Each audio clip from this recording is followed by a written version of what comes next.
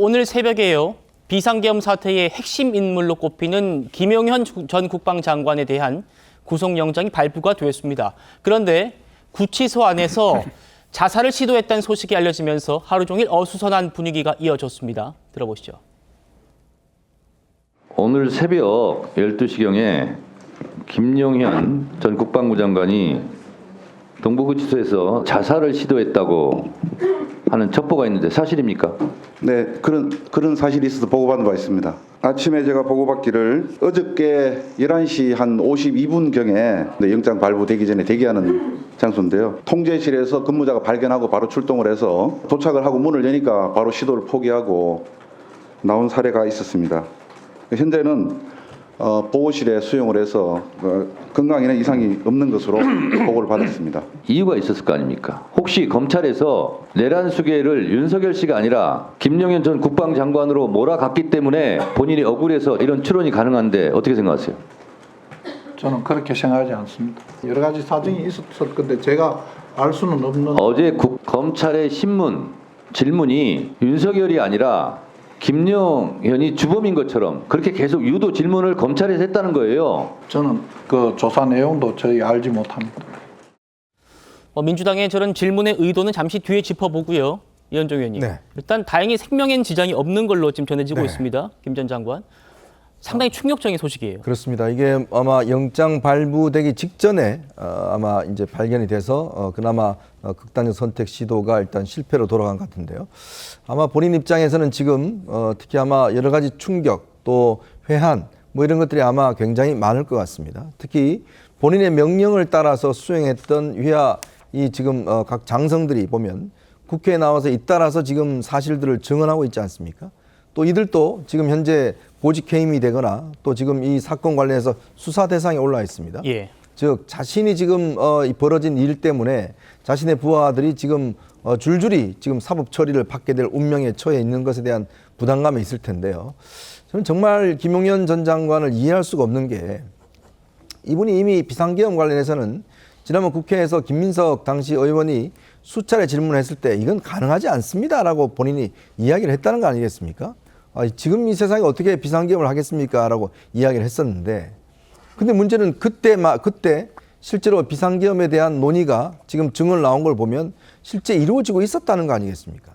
즉 지금 보면 지난 6월 달부터 이 당시에 이제 이 김용현 국방부 장관과 이 당시 측근이 여인영 정보사령관, 방첩사령관 등과 함께 윤석열 대통령이 사적인 자리에서 계엄령 이야기를 몇 차례 했다는 거 아니겠습니까?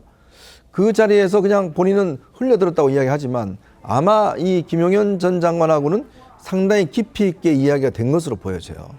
그렇다면 이것이 일어날 수 있는 파장, 그다음에 어떤 충격 이런 것에 대해서는 본인도 알 수 있을 텐데 그걸 왜 윤 대통령에게 건의하고 실제로 실행하게 만들었든지 저는 정말 그거는 이해할 수 없고 그것 또한 이미 국회에서 수차례에 걸쳐서 야당에서 이 조짐들에 대해서 이야기를 했음에도 불구하고 그걸 실행했다는 거 아마 그런 것들은 아마 본인의 이 피해를 이 책임을 피하기는 저는 굉장히 어려울 것이다. 예.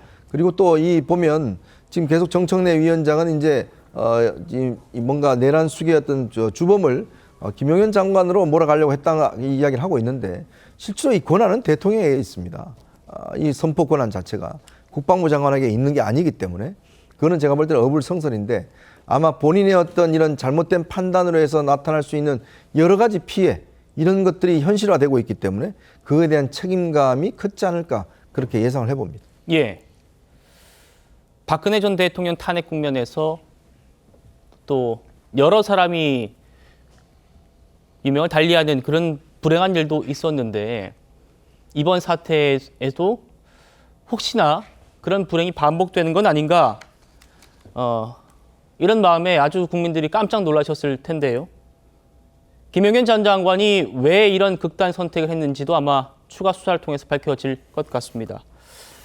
앞서 들으신 대로 민주당은 계속해서 지금 검찰이 윤석열 대통령을 봐주게 하려고 한다. 최정점을 김용현으로 하려고 한다. 이렇게 주장을 합니다만 지금 상황에서 그게 가능하겠느냐. 이런 지적도 이현정 위원님께서 주시고 계십니다. 오늘 국회 상황도 이어서 들어보시죠. 윤석열이 지시했어요. 지금 국회에 가서 문을 때려 부수고 끌어내라. 그 내란의 우두머리는 윤석열입니다. 이 윤석열 당장 체포해야 합니다. 즉시 체포할 의지 있어요, 없어요? 저희들 지금 수사 열심히 하고 있고 또 그런 것들 지금 체포와 관련돼서도 검토하겠습니다. 아, 의지를 말해달라는 거예요. 충분한 의지를 가지고 하고 있습니다.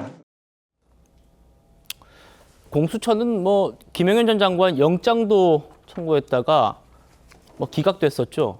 그러니까 소환 조사 한 번도 안 하고 영장 청구해가지고 수사기관이 이런 수사기관 처음 봤다라는 기자들의 또 비판도 있었는데 이제 손 좀 떼야 하는 거 아니냐 이런 얘기도 어제 김진욱 전 민주당 대변인이 하셨어요.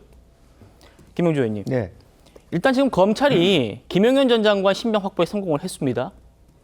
공수처 얘기는 검찰이 수사권이 있는지 없는지가 불분명하기 때문에 법원이 그거를 이유로 기각한다면 자기들이 이제 하겠다 이런 논리긴 했는데 어쨌든 검찰이 인정받은 거예요, 수사기관으로서.